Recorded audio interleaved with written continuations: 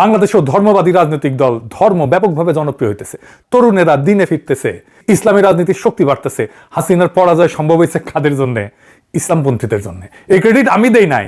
হাসিনা পলানোর আগে শেখ রেহানা দরজার ব্যাপারে ফোন দিছিল, ফোন দিয়া কইছিল ভাই সাহেব পলান। কাদের ভয় পালাইছে তারা? হাসিনা। তার মুখে শোনেন, শেখ রেহানার মুখে শোনেন।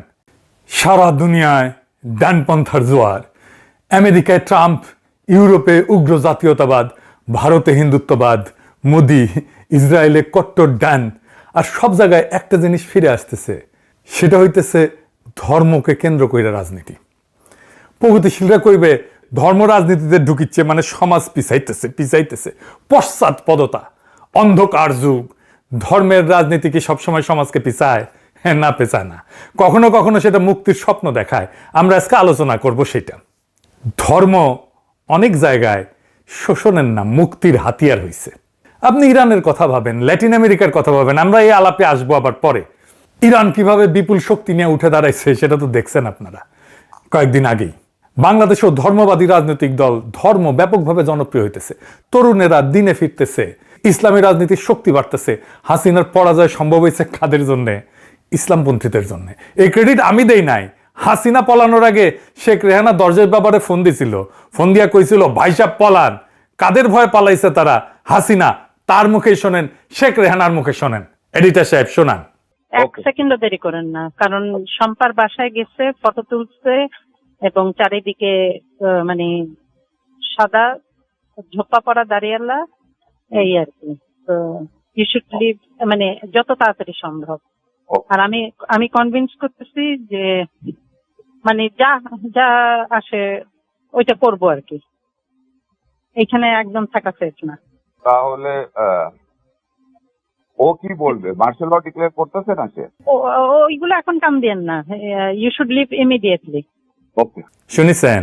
মাথায় রেখেন, এটাই বাঙ্গু সেকুলারদের মাথা ব্যথা। প্রশ্ন হইতেছে দুনিয়া জুড়ে কেন এমন হইতেছে, বাংলাদেশেও কেন হইতেছে? আর পরের প্রশ্ন, সবচেয়ে জরুরি প্রশ্ন, বাংলাদেশের ধর্মবাদী দলগুলো কি সমাজের একটা প্রগতিশীল মুক্তিদায়ী রূপান্তর ঘটাইতে পারবে, নাকি সমাজকে পিছায় দেবে? এই জায়গায় এসে বাংলাদেশের প্রধান দ্বন্দ্ব থমকায় দাঁড়াইছে। প্রধান দ্বন্দ্বের কথা মনে আছে? হ্যাঁ, মেলাবার আলাপ করছি গেলে। না থাকলে আবারও বলি, এটা ভালোভাবে না বুঝলে রাজনীতি কোন দিকে আগাইতেছে বুঝতে পারবো না আমরা। আসেন প্রধান দ্বন্দ্বটা বুঝে দেখি। একটা সমাজে নানা রকম দ্বন্দ্ব থাকে। একটা নদীতে যেমন নানা ধরনের স্রোত থাকে, একটা না অনেকগুলো স্রোত থাকে, ছোট বড় মাঝারি। তেমন সমাজও থাকে। যেমন আমাদের দেশে ধনী গরিবের একটা দ্বন্দ্ব আছে না, সেকুলার আর ধর্মবাদীদের একটা দ্বন্দ্ব আছে না, ইংরেজি জানাদের সাথে বাংলা মিডিয়ামের একটা দ্বন্দ্ব আছে না, শহর আর গ্রামের একটা দ্বন্দ্ব আছে না। হ্যাঁ, শহরের লোকেরা তো গ্রামের লোকদের তাচ্ছিল্য করে খ্যাত বলে না। তো এরকম অসংখ্য দ্বন্দ্ব পাবেন দেশে, কিন্তু এর মধ্যে একটা প্রধান দ্বন্দ্ব থাকে, সবচেয়ে বড় দ্বন্দ্ব। সেটা খুঁজে বের করতে হয় রাজনৈতিক কর্মীদেরকে, কোনটা প্রধান দ্বন্দ্ব। আপনি ইতিহাসে তাকান, দেখবেন যে ব্রিটিশ আমলে প্রধান দ্বন্দ্ব কি ছিল? ব্রিটিশদের সাথে আমাদের দ্বন্দ্ব না? হ্যাঁ, না, প্রধান দ্বন্দ্ব ছিল জমিদার আর প্রজার। অসংখ্য কৃষক বিদ্রোহ হয়েছে, এর ফলশ্রুতিতে পাকিস্তানের জন্ম হয়েছে। পাকিস্তান আমলে দ্বন্দ্ব ছিল বাঙালি অবাঙালিদের। হাসিনা আমলে বাংলাদেশে প্রধান দ্বন্দ্ব ছিল ভারতীয় আধিপত্যবাদের প্রত্যক্ষ সেবাদাসী ফ্যাসিস্ট হাসিনার সাথে বাংলাদেশের নাগরিকদের মুক্তির আকাঙ্ক্ষার দ্বন্দ্ব। হাসিনা নাই, এখন প্রধান দ্বন্দ্ব বাংলাদেশের ধর্মবাদী দলগুলো কি সমাজের একটা প্রগতিশীল রূপান্তর, মুক্তিদায়ী রূপান্তর ঘটাইতে পারবে, নাকি সমাজকে পিছায় দিবে? এটাই বাংলাদেশের এখন প্রধান দ্বন্দ্ব। এই প্রশ্নের জবাব খুঁজতে আমাদের কাজে লাগবে একজন দার্শনিকের। ওনার নাম কার্ল পোলানি। দর্শন শুনে ডরেন না, স্যাল চালাইয়া বুঝা যাইবেন। আসেন আল্লাহর নামে শুরু করি। 1944 সালে পোলানি একটা বই লিখেছিলেন, দ্য গ্রেট ট্রান্সফরমেশন। উনি একটা প্রশ্নের জবাব খুঁজেছিলেন, 20 শতকের গোড়ায় ইউরোপে এত সর্বনাশ, ফ্যাসিবাদ, যুদ্ধ, এর শিকড়টা কই? ইউরোপ ফ্যাসিবাদ দেখে ঘাবড়া গেছিল। এই আজদহা কেমনে পয়দা হইল? তারপরে শুরু হয়েছিল খোঁজ, দ্য সার্চ, অনেক কিছু বাইর হয়েছিল কারণ হিসাবে। নানা আলাপে আমার নানা এপিসোডে সেটা ছড়ায় আছে, আমি বারবার করছি সেটা। এই যে যেমন এনলাইটেনমেন্ট থেকে ফ্যাসিবাদের উত্থান, আমি মোনালিসা ছবিটা ব্যাখ্যা করতে আলাপ করেছি। এমনকি সময় গোনা ঘড়ির আবিষ্কার, এটার সাথেও ফ্যাসিবাদের উত্থানের সম্পর্ক আছে। এই ভিডিওতে পাইবেন ঘড়ির সাথে ফ্যাসিবাদ উত্থানের সম্পর্ক নিয়ে আমি আলাপ করছিলাম।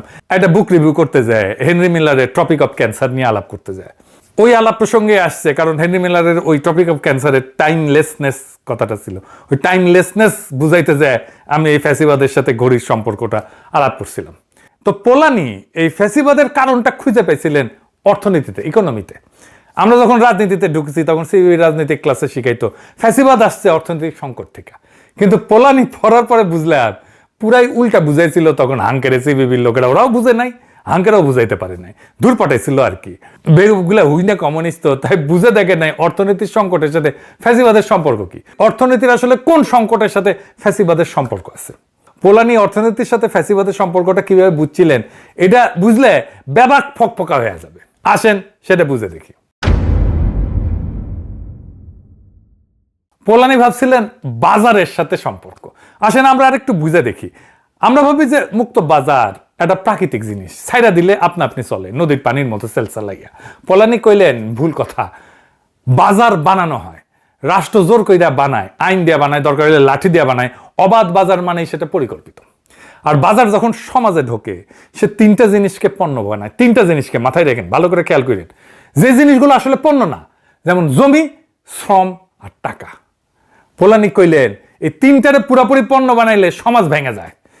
কেন জমি, শ্রম আর টাকা পণ্য না, আর কেন এইগুলোকে পণ্য বানাইলে সমাজ ভাঙে? আসেন বুঝে দেখি। এখানে আবার ইসলামের সাথেও সম্পর্ক পাবেন খুঁজে। পণ্য জিনিসটা আসলে কি? ধরেন চেয়ার। এই চেয়ার বানানোই হয় বিক্রির জন্য, তাই না? কারখানায় কাঠ কাটা হয়, জোড়া দেওয়া হয়, দোকানে ওঠে, কেউ কিনে নিয়ে যায়। এটা আসল পণ্য, মানে যার জন্ম বাজারের জন্য, বেচার জন্য।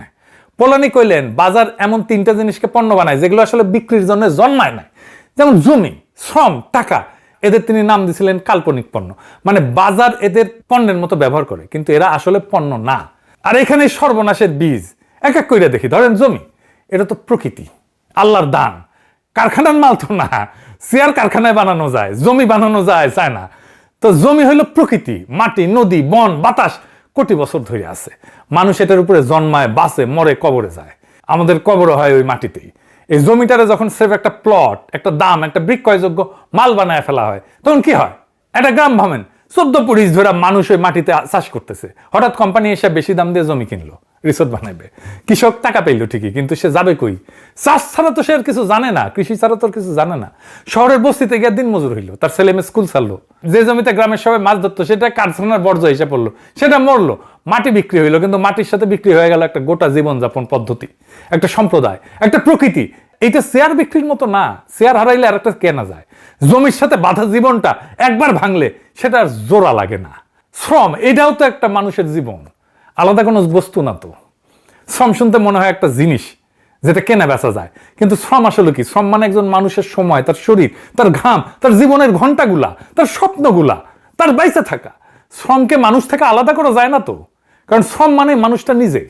এখন যে বাজার শ্রমকে সেফ একটা খরচা ভাবে, একটা পণ্য ভাবে, যত এটার দাম কম হবে তত ভালো। তখন কি হয়? গার্মেন্টসের কারখানার কথা ভাবেন, এই যে আমাদের কারখানা ভেঙে পড়ছিল না সাভারে, তো কি মালিকের হিসাবে শ্রমিক সংখ্যা, বেতন যত কমানো যায় মুনাফা তত বাড়ে, তাই মজুরি নাই, ছুটি নাই, বাথরুমে যাওয়ার সময় নাই, বিল্ডিং এ ফাটল ধরলেও কাজ চালাইয়া যেতে হয়। শ্রমিক অসুস্থ হলে বদলাই ফেলবে, লাইনার একজন দাঁড়ানো আছে, কিন্তু ওই শ্রমিক তো একটা সংখ্যা না, একটা মানুষ, তার মা আছে, সন্তান আছে, পরিবার আছে, স্বপ্ন আছে, একটা শরীর আছে। এই সব মিলায় মানুষটা। শ্রম ওই মানুষটার বাইচা থাকার প্রমাণ। শ্রমকে পুরোপুরি পণ্য বানানো মানে মানুষের জীবনটাকে পণ্য বানানো। আর মানুষ পণ্য হওয়ার জন্য তো জন্মায় নাই, জন্মাচ্ছে। আর টাকা, এটা তো সম্পর্কের বিশ্বাস। নিজে কোনো পণ্য না, নিজে কোনো মাল না, নিজে টাকা জিনিসটা কি? কাগজ তো, তাই না? কখনো ভাবছেন এটা কাগজের নোট, এর নিজের কোনো মূল্য আছে? আপনি টাকা খাইতে পারবেন, গায়ে দিতে পারবেন, তাহলে টাকার জোর কোথায়? টাকার জোর হইল বিশ্বাসে। আমি বিশ্বাস করি কাগজটা দিয়ে কালকে চাল কিনতে পারবো, কারণ দোকানদারও একে বিশ্বাস করে যে সে ওই টাকাটা দিয়ে আরো অন্য কিছু কিনতে পারবে। টাকা আসলে মানুষে মানুষের সম্পর্কের একটা মাধ্যম, মিডিয়াম, একটা সামাজিক প্রতিশ্রুতি। এখন এই টাকাকে যখন নিজে একটা পণ্য বানানো হয়, টাকা দিয়ে টাকা বানানোর খেলা, সুদ, এটা তো টাকাকে পণ্য বানায়, টাকা দিয়ে টাকা বানানোর খেলা, তাই না? তার টাকাকে পণ্য বানায় ফেলছে। আগের বিপদে পড়লে কি হইতো? প্রতিবেশী ধার দিত, পরিবার থেকে কার কাছ থেকে ধার নিতাম, আত্মীয় স্বজনদের কাছে ধার নিতাম সুদ ছাড়া, পরে দিস এই বইলা, এই সম্পর্কের ভিত্তিতে, তাই তো? এখন ওই জায়গায় আসছে ঋণের কারবার, সুদ সহ, কিস্তি সহ, না দিলে ঘরের চাল খুলে নেওয়ার হুমকি। যে ধার ছিল সম্পর্ক, সেটা হইলো ব্যবসা। প্রতিবেশী হইলো পাওনাদার। আরো বড় স্কেলে যখন টাকা নিয়ে ফটকাবাজি চলে, তখন হঠাৎ ব্যাংক ফেল করে না, টাকার দাম পড়া যায় না, মানুষের সারা জীবনের স্বপ্ন এক রাতে বাষ্প হইয়া উড়া যায়। 2008 সালে আমেরিকায় ঠিক এই ঘটনা ঘটেছিল। টাকাকে জুয়ার মাল বানাইলে গোটা অর্থনীতি টলমল করে। এবার বুঝেছেন তো সুদ কেন ইসলামে হারাম? বুঝেছেন? এবার আসেন সমাজ কেন ভাঙে, এটা বুঝে দেখি। এখন এই তিনটা মিলায় দেখেন, জমি, শ্রম, টাকা, এই তিনটা আসলে সমাজের ভিত্তি। প্রকৃতি, মানুষ, সম্পর্ক, এই তিনটার উপরে দাঁড়ায় আছে গোটা সমাজ। বাজারে যখন এই তিনটাকে পণ্য বানায় বেচতে শুরু করে, তখন সে আসলে সমাজের ভিত্তিটাকে বিক্রি করে দেয়। প্রকৃতি ধ্বংস হয়, নদী মরে, বন উজাড় হয়, জলবায়ু বিগড়ে যায়, মানুষ ভাঙে, শরীর ক্ষয় হয়, পরিবার ভাঙে, মর্যাদা যায়, সম্পর্ক নষ্ট হয়, প্রতিবেশী হয় প্রতিযোগী, দায়িত্ব হয় লেনদেন, ভালোবাসা হয় হিসাব। পোলানি একটা মোক্ষম কথা কইছিলেন, বাজারকে যদি পুরোপুরি ছাইড়া দেওয়া হয়, সে মানুষ আর প্রকৃতিকে ধ্বংস করে ফেলবে। কারণ বাজার শুধু একটা জিনিস চেনে, মুনাফা মুনাফা মুনাফা। সে মানুষের মর্যাদা চেনে না, সে প্রকৃতির সীমা চেনে না, সে সম্পর্কের মূল্য চেনে না। তাই হয়েছে কিনা বলেন, সমাজ ভাঙছে না? আমাদের সম্পর্ক নষ্ট হয়ে গেছে না? আমাদের জেনারেশন সমাজ দেখছে, কিন্তু আমরা দেখছি, সম্পর্ক দেখছে, প্রতিবেশী দেখছে, একই সাথে সমাজের শক্তিটাও দেখছে। যখন সমাজ দেখে সে ভাঙতেছে নিজে, তার ভিত্তি বিক্রি হয়ে যাইতেছে, তখন সে মরিয়া হয়ে আত্মরক্ষা করে, পাল্টা আঘাত করে, ধাক্কা দেয়। কিন্তু আত্মরক্ষাটা দেখতে সবসময় একরকম হয় না। ধরেন একজন মানুষ বাজারের আঘাতে সব হারাইলো, জমি গেল, চাকরি গেল, মর্যাদা গেল, তার কৃষি গেল, তার ভিতর একটা ক্ষোভ, একটা শূন্যতা, একটা প্রশ্ন, আমার জীবনটা এমন হইল কেন? কে দায়ী? আমি এখন কিসে ভরসা করব? এই একই ক্ষোভ, একই শূন্যতা মানুষ ভরাইতে চায় বিভিন্ন জিনিস দিয়া। কোনটা দিয়ে সে ভরাবে সেটা নির্ভর করবে তার হাতের কাছে কোন ভাষা আছে, কোন সংগঠন আছে, কোন স্বপ্ন আছে। যেখানে শক্তিশালী শ্রমিক ইউনিয়ন আছে, বাম রাজনীতি আছে, সেখানে সেই ক্ষোভ রূপ নেয় শ্রমিক আন্দোলনের, বাম আন্দোলনের। মালিক আমাদের ঠকাইতেছে, এক হও, লড়াই করো। যেখানে কৃষকের সংগঠন আছে, সেখানে কৃষক বিদ্রোহের। যেখানে গণতান্ত্রিক রাজনীতির শক্ত একটা ভিত্তি আছে, সেখানে কল্যাণ রাষ্ট্রের দাবির মধ্যে দিয়ে রাষ্ট্র আমাদের স্বাস্থ্য, শিক্ষা, বার্ধক্যের নিরাপত্তা দিক।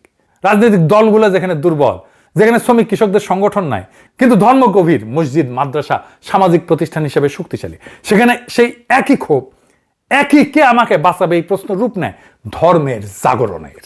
যেই সমাজে যেই ভাষা, যেই সংগঠন, যেই পরিচয় সবচেয়ে গভীর আর হাতের কাছে, আত্মরক্ষা সেই পোশাক পইরা বের হয়। বাংলাদেশের সবচেয়ে গভীর, সবচেয়ে হাতের কাছের ভাষা কোনটা? ইসলাম। 8 শতাব্দীর গাথা পরিচয়।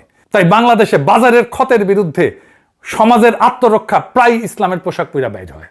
এটা অদ্ভুত কিছু না, এটাই নিয়ম। বাজার সমাজের ভিত্তি বেচতে যায়, আর সমাজ সেই ভিত্তি বাজাইতে দাঁড়ায় কখনো শ্রমিকের পোশাকে, কখনো কৃষকের পোশাকে, কখনো ধর্মের পোশাকে। আর এই টানাটানিটাই আধুনিক ইতিহাসের আসল ইঞ্জিন। এই ইঞ্জিনটা মাথায় নিয়ে এবার দেখেন কেন দুনিয়া জুড়ে ধর্ম, জাতি, জ্ঞানের জোয়ার। সমাজের আত্মরক্ষা সবসময় ওই সমাজের গভীরতম পরিচয়ের ভান্ডার থেকে ভাষা ধার করে লড়াই শুরু করে। ইতিহাসে আসেন দেখি কেমনে এই ভাষা ধার করছে। ইরানের কথা ধরেন, শাহ জোর করে দেশটাকে পশ্চিমা বাজারে ঢুকাইতেছিল, তাই না? তেলের টাকায় ঝলমলে আধুনিকতা, কিন্তু নিচে বাজার, কৃষক, ধর্মীয় সমাজ এটা পিষ্ট হইতেছিল। 1979 সালে সেই পিষ্ট সমাজ দাঁড়াইল ইসলামের ভাষায়। ইরানের বিপ্লব। তুরস্ক, ইস্তাম্বুলের সেকুলার অভিজাত এক তুরস্ক, আর আনাতোলিয়ার ভিতরে ধার্মিক গ্রামীণ আর এক তুরস্ক। বাজারের আধুনিকীকরণে যারা পিছায় পড়তেছিল, সমাজ যে ভেঙে পড়তেছিল, তারা এরদোগানের পিছনে দাঁড়াইল ইসলামের ভাষায়। আমেরিকায় দেখেন কারখানা বন্ধ, চাকরি সব চীনে চলে গেল। রাস্ট বেল্ট যেটাকে বলে, যেখানে ট্রাম্প যেতে ভোট পাই, যেখানে সবচেয়ে বেশি, এটা বামপন্থী এলাকা ছিল, কিন্তু শ্রমিক এলাকাটা। তারা ট্রাম্পের পিছনে এসে দাঁড়াইলো। পরিত্যক্ত সাদা চামড়ার শ্রমিক আত্মরক্ষা খুঁজলো খ্রিস্টান ডান আর ট্রাম্পবাদের ভাষায়। ইউরোপ বিশ্বায়নের আঘাতে যারা হারলো, তারা দাঁড়াইলো জাতি, রক্ত, মাটির ভাষায়। লোপেন তার মূল সাপোর্ট বেস তো মূলত দরিদ্র বামপন্থী এলাকা। দুনিয়া এত উদাহরণের মধ্যে ইন্ডিয়ারটা আবার সবচেয়ে কাছে। ইন্ডিয়া দেখায় বাজারের বিরুদ্ধে সমাজের আত্মরক্ষায় অন্ধকার যখন মুখ বাসে, তখন ঠিক কি ঘটে। গল্পটা শুরু থেকে দেখি। ইন্ডিয়ার মোদির উত্থানটা বুঝতে পারবেন। মোদির উত্থানটা কেন হয়েছে ইকোনমিক্সের ভাষায়। 1991-এ ভারতের অর্থনীতিতে একটা মহারূপান্তর ঘটে। সেই বছর ভারত দেউলিয়া হওয়ার দোরগোড়ায়, ফরেন রিজার্ভ প্রায় শূন্য ভান্ডার। IMF আসলো, শর্ত দিল বাজারকে মুক্ত করে দাও, রাষ্ট্রের ভর্তুকি কমাও। অর্থমন্ত্রী ছিল তখন মনমোহন সিং, বাজারের দরজা খুলে দিল। তারপরে কি হইল? 1995-এ ভারত WTO-তে ঢুকলো, রাষ্ট্রের ভর্তুকি কমলো, বিদেশি কৃষি পণ্যের বন্যা আসলো, বাজারের দাম অস্থির হইল, বেসরকারি কোম্পানি চড়া দামে বীজ বিক্রি করলো, সার বিক্রি করলো, বীজ সার সেচের খরচ টানতে গিয়া চাষি মহাজনের ঋণের জালে জড়াইলো। ফসল মার খেলে আর ঋণ শোধার কোনো পথ থাকলো না। সরকারি হিসাবে 1995 থেকে 2023 সাল পর্যন্ত অন্তত 3,94,000 কৃষক এবং কৃষি শ্রমিক নিজে আত্মহত্যা করলো। বছরে গড়ে প্রায় 13,500 মানুষ। মহারাষ্ট্রের বিদর্ভ অঞ্চলের নাম হয়ে গেল কৃষকের কবরস্থান। উল্টে দিকে যে সমস্ত রাজ্য কল্যাণে হাত বাড়াইলো, যেমন কেরালা, পশ্চিমবঙ্গ যেখানে বামেরা ছিল সেইখানে আত্মহত্যা নাটকীয়ভাবে কমলো। পশ্চিমবঙ্গে 2012 সালে প্রায় শূন্য নাম ছিল আত্মহত্যা, বামপন্থীরা 2011 সাল পর্যন্ত ছিল। মানে বাজার একা ছাড়লে মানুষ মরে, সুরক্ষা দিলে বাঁচে। এর পাশাপাশি কি হইলো, ইকোনমি বড় হইলো কিন্তু চাকরি নেই। অর্থনীতিবিদরা এটার নাম দিলেন জবলেস গ্রোথ, চাকরিহীন প্রবৃদ্ধি। একটা গোটা তরুণ প্রজন্ম বিশ্ববিদ্যালয়ের ডিগ্রি হাতে নিয়ে বেকার হয়ে বসে থাকলো, সার্টিফিকেট আছে, চাকরি নাই, কাজ নাই, ভবিষ্যৎ নাই, শুধু ক্ষোভ জমতে থাকলো। এরপরে শুরু হলো উচ্ছেদ, বিশেষ অর্থনৈতিক অঞ্চল, খনি, কর্পোরেট, বাঁধ, এই সমস্ত উন্নয়নের জন্য জমি চাই, কৃষক উৎখাত, আদিবাসী উৎখাত। খেয়াল করেন ভারতের যে অঞ্চলে সবচেয়ে বেশি উচ্ছেদ সে অঞ্চলে আদিবাসী বনাঞ্চলের মানচিত্র আর নকশাল সশস্ত্র বিদ্রোহের মানচিত্র প্রায় হুবহু এক জায়গায় মিলা যায়। যাদের মাটি কারা হইল তারাই বন্দুক তুলল। বৈষম্য আকাশ ছুঁইল। ওয়ার্ল্ড ইনইকুয়ালিটি ল্যাবের গবেষণায় নামিয়ে এটা হয়েছে the rise of the billionaire Raj, billionaire রাজের উত্থান। সংখ্যা গোনেন 2022-23 নাগাদ ভারতের সবচেয়ে ধনী 1% মানুষের হাতে জাতীয় আয়ের প্রায় 23%, 22.6%, আর জাতীয় সম্পদের 40.1%। গবেষকরা সরাসরি বললেন এই বৈষম্য ব্রিটিশ উপনিবেশ রাজের চাইতেও বেশি। সাদা সাহেবরা চলে গেছে কিন্তু বৈষম্য তাদের আমলকেও ছাড়াইয়া গেছে। 1991 বিলিয়নার ছিল মাত্র 1 জন, 22-এ বিলিয়নারের সংখ্যা দাঁড়ালো 162 জনে। এইবার আসেন সবকিছু মিলায় দেখি। সবকিছু মিলাইলে কি দাঁড়ায়? বাজার ভারতের সমাজ ভাঙলো, কোটি কোটি মানুষ ক্ষুব্ধ, তারা হারাইলো অনেক কিছু, অপমানিত, নিরাপত্তাহীন সমাজ আত্মরক্ষা চাইল, মানুষ পাল্টা ধাক্কা দিতে চাইল। এখন স্বাভাবিক প্রশ্ন, ধাক্কাটা কার দিকে যাওয়ার কথা? আসল অপরাধীর দিকে, তাই না? যে বাজার তাদের জমি কাটলো, যে নীতি তাদের চাকরি খাইলো, যে গুটি কয় ধন কুবের দেশের সম্পদ গিললো, আম্বানি আদানির মতো তাদের দিকে। কিন্তু হিন্দুত্ববাদ ঠিক এইখানে আর একটা কাজ করলো, সে ক্ষোভের তীরটা ঘুরায় দিল আর একদিকে, নিচের দিকে, আসল প্রভুর দিকে না, অসহায় প্রতিবেশীর দিকে। কৃষকের ঋণের জন্য দায়ীকে মোদি কইল মুসলমান, বেকারের হতাশার জন্য দায়ীকে মোদি কইল মুসলমান। তোমার জীবনটা এমন হইলো কেন? কারণ ওই বিদেশি অনুপ্রবেশকারী, ওই যে মোগলের আসি ছিল, তারাই তোমার দুর্দশার জন্য দায়ী।